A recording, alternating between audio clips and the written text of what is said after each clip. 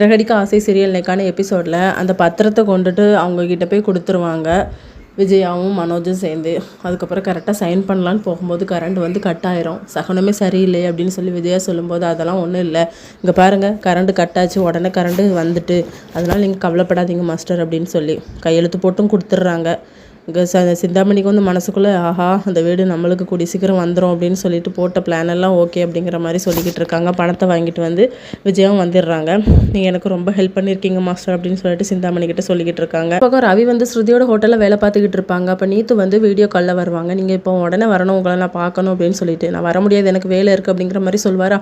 டேப்லெட்டை எடுத்து இதெல்லாம் போட்டு போய் நீங்கள் வரத்தட்டும் ஒவ்வொரு மாத்திரையை எடுத்து போட்டுட்ருப்பேன் அப்படின்னு சொல்லி பயமுறுத்துவாங்க. உடனே ரவியும் பயந்து போய் பைக்கில் வந்து ஓடி போவார், வேகமாக போயிடுவார். அப்போ ஸ்ருதி வந்து நிப்பாட்டி பார்ப்பாங்க, கேட்க மாட்டேன் பாரா. அப்போ என்னாச்சு அப்படின்னு சொல்லி கேட்கும்போது, இல்லை ஒரு பொண்ணோட வந்து வீடியோ கால் பேசிகிட்டு இருந்தார் மேம், அதனால தான் இவர் போகிறாரு, பேர் தான் நீத்துன்னு கூட சொன்னார் அப்படின்னு சொல்லிட்டு ஸ்ருதிக்கு வந்து கோவம் பொத்துக்கிட்டு வருது. இன்னொரு பக்கம் அருண் முத்து எல்லாருமே வந்திருப்பாங்க, சமரசமாக பேசலாம் அப்படின்னு சொல்லி. ஆனால் முத்து வந்து அங்கே முடியாது, என் அம்மாவுக்கு வந்து உயிருக்கு வந்து நீங்கள் விலை பேசுகிறீங்களா அப்படின்னு சொல்லிட்டு, உங்கள் அம்மா மேலேயும் தப்பு இருக்குது, அவங்க வந்து ஃபோன் பேசிகிட்டே கவனிக்காமல் வந்திருக்காங்க அப்படின்னு சொல்லி. சரி நானே ஓகே சொல்கிறேன், இப்போ பணம் மூலியமாகவே செட்டில் பண்ணலாம், எவ்வளோ தருவார் அப்படின்னு சொல்லி. செல்வம் வந்து 1,00,000 தரேன், மாதம் என்னால் ஒரு 5,000 தர முடியும் அப்படின்னு சொல்லுவார்.